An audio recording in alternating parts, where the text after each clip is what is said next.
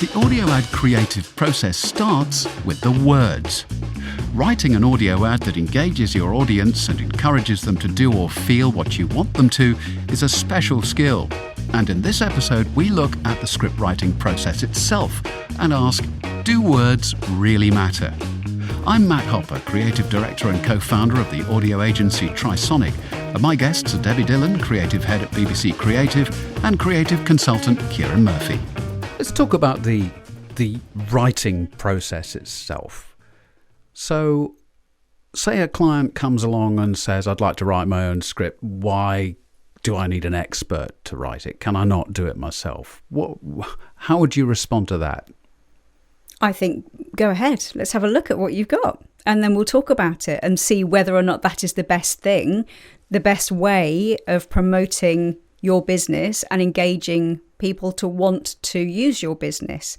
This comes up quite a lot because working within the BBC and promoting programmes, you often get people who are brilliant at making half-hour programmes, 1-hour programmes, but then there's the skill of distilling that message down to 30 seconds in audio only that they don't necessarily have. They know their programme and they're brilliant at doing long form, and they need a specialist who is used to writing shorter messages to help them do that. And I think it's actually, if a client wants to write their own ads, that's brilliant, as long as they are open to being talked through how they can make it. It might be brilliant, but as long as they are open to being talked through how to make it better and make it work harder for them, I think it's a good insight into how they perceive their business. Yeah.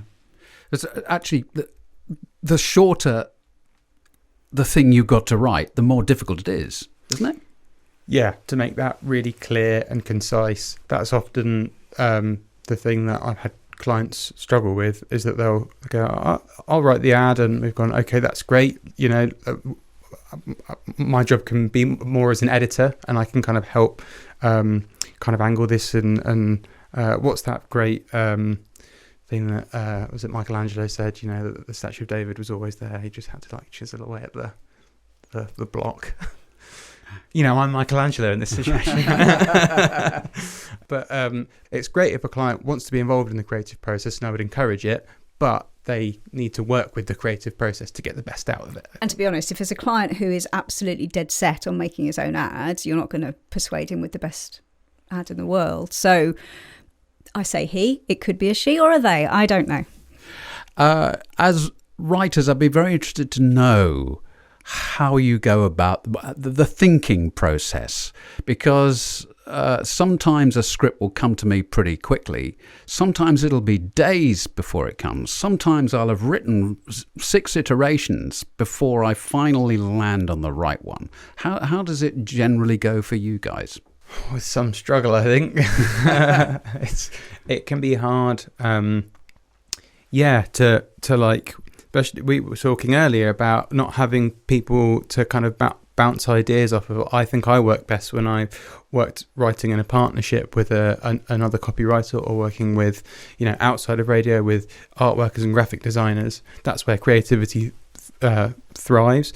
So yeah, these things take time. That's why they're really hard to get right. But if the brief is really good and it's got all the right information in there, it can be really inspiring, and you look at it and you go, I know exactly what this client needs, and I know exactly how to give it to them. And more often than not, you give it to them and they're like, oh great, or like, just change this one thing, and you're off to the races. I love those. I wish they were all like that. I agree that having at least one other person to bounce ideas off is absolutely essential, because you could be going down a road and then they just say one thing and it might not actually be the answer, but it sends you off down a different path. And that is brilliant. And I would also say never, ever, ever just send your first one off. Sit on it, sit there, let it go, come back a couple of hours later, look at it again and go, oh, actually, yes, how about doing that way instead? And actually, it's also about economy of words. One of the first things I learned was, you're right, never present the first draft, but put the first draft aside for a day, come back to it and work out what words you don't need, because there will be some, won't there? And that also raises in my mind the thing of deadlines. The more a time crunch on the creative to getting it to air, the more rush that's going to be. It's great if you can have a day or two to just let those ideas percolate, or get some ideas over to the client and give them time to kind of give the right feedback. If that deadline period is crunched, then the whole campaign is going to suffer. You're right about the word count. It's essential that you write your words, you cut your words, and then you go back and cut again, because you have to be economical with your words, and every single word you write has to work as hard as it can. And actually, I've learned to underwrite every time. So if I'm writing a 30-second ad, I'll write to 28. Or less if there's music and sound effects involved, obviously. But if it's pure text, wall-to-wall words, which I don't particularly like all the time, but if it is to be, then I will underwrite. Because when you get into the studio and you're directing the voice, you want to give them a bit of freedom to perform, don't you? Yeah, absolutely. And when you are writing and you're writing to a duration, a time, always read it aloud with a stopwatch. Don't read it under your breath. Don't read it in your head. It doesn't work. You have to perform it in order to have a proper idea of exactly how long it's going to take when you get into the studio. And actually, that's the way to present a script to the client, isn't it? Don't just email the script to the client. Perform it down the phone, on a call, face-to-face, whatever it is. That has to be the way to do it, because it's an audio medium we're talking about here. It has to be consumed through the ears before they look at the page. That's absolutely right. And I have a story about what happened to a colleague of mine many moons ago, who was writing an ad for a pet shop. And this was in the days of faxes, and the script was faxed over to the client. Now, bearing in mind the client had a long discussion with my colleague about exactly what he wanted in his ad, and it was going to be a dog. One of the dogs in the pet shop was going to be talking. So, of course, my colleague wrote a script dutifully around this dog, presenting whatever the message was for the pet shop, faxed it over. It all got signed off, approved, brilliant. So he went into the studio and he voiced it, and he sent the final ad to the client, and the client was absolutely apoplectic. And he said, "What is this? What have you made? That isn't a Chihuahua, that is a German Shepherd speaking, and that's not what was in my head at all." And until you've actually performed it and explained how it's going to sound to somebody, they will have something else completely different in their head.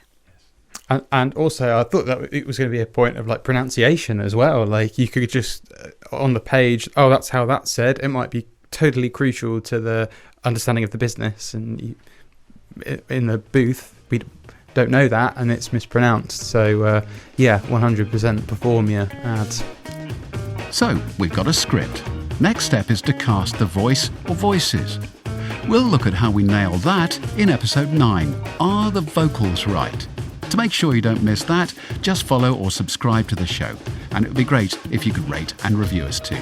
For any questions or more info about audio advertising, just visit trisonic.co.uk.